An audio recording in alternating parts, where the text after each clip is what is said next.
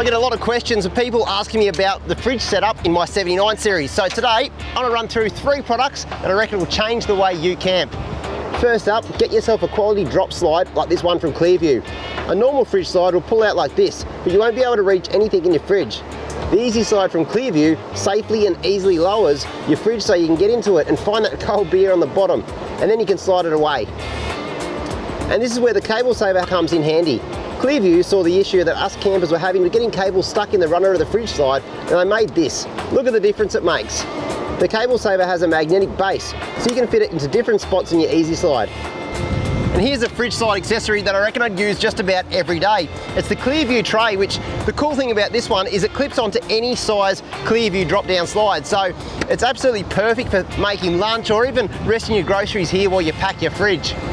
Well, there you go, there's 3 cracking products that really transform the fridge space in your 4-wheel drive.